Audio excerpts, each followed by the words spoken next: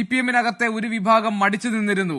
അവരിൽ ഒരു വലിയ പ്രബല വിഭാഗം പിണറായിയുടെ ഈ ഒറ്റയാൻ പോക്കിനും അതുപോലെ തന്നെ കുടുംബത്തെ ചേർത്ത് നിർത്തിയുള്ള നീക്കങ്ങൾക്കുമൊക്കെ എതിരായി പാർട്ടിയിൽ നിലപാട് സ്വീകരിക്കുന്നവരാണെന്നും അവർക്ക് വേണ്ടിയാണ് PV അൻവർ സംസാരിക്കുന്നത് എന്നൊക്കെയാണോ? അല്ല, നോക്കൂ ഗോപികൃഷ്ണൻ, പണ്ട് CPM എന്തായിരുന്നു? CPM communist party of Marxist ആയിരുന്നു.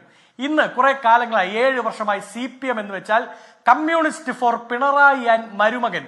മരുമകനും പിണറായിക്കും വേണ്ടിയുള്ള കുറച്ച് കമ്മ്യൂണിസ്റ്റുകളുടെ കൂട്ടമായി ആ പാർട്ടിയെ പിണറായി മാറ്റി എന്ന് പറയുന്നത് ഞങ്ങൾ മാത്രമല്ലെന്നേ, ആ പാർട്ടിക്കുള്ളവർ പറയുന്നുണ്ട്. കമ്മ്യൂണിസ്റ്റ് മുഖ്യമന്ത്രിമാരായിരുന്നപ്പോഴും പാർട്ടിയുമായി ആലോചിച്ച് പാർട്ടിയുടെ നിയന്ത്രണത്തിലായിരുന്നു മുഖ്യമന്ത്രിമാർ മുമ്പോട്ട് പോയിരുന്നത്.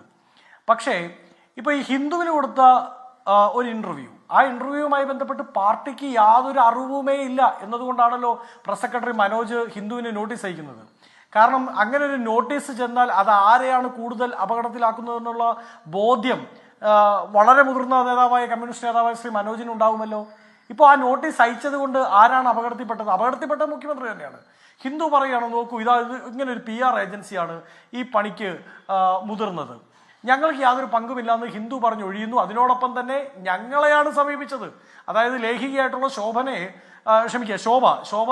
ശോഭയാണ് ഇങ്ങനെ ഒരു ഇന്റർവ്യൂ നിങ്ങൾ എടുക്കൂ, മുഖ്യമന്ത്രി ഈ ദിവസം ഡൽഹിയിലുണ്ട് എന്ന് പറഞ്ഞ് സമീപിച്ചത് എന്നതടക്കം വെളിയിൽ വന്നു. അത് വെളിയിൽ വരാൻ കാര്യം മുഖ്യമന്ത്രിയുടെ പ്രസ് സെക്രട്ടറിയായ പാർട്ടിക്കാരനായ M മനോജിന്റെ ലെറ്ററാണ്. അല്ലെങ്കിൽ മുഖ്യമന്ത്രിയുടെ എല്ലാ ദിവസത്തെയും ചിരി പോലെ, ഇന്ന് ലോക ചിരി ദിനമാണല്ലോ, എല്ലാ ദിവസത്തെയും ചിരി പോലെ ഒതുക്കി കളയാമായിരുന്നു.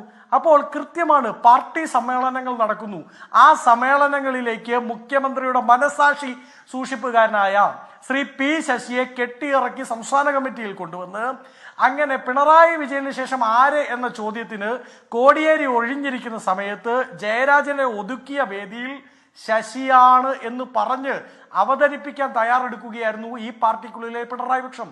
ആ പിണറായി പക്ഷം അങ്ങനെ ഒരു തയ്യാറെടുപ്പ് എടുക്കുമ്പോൾ അതിൽ വിഷമമുള്ളവരുണ്ടാവും.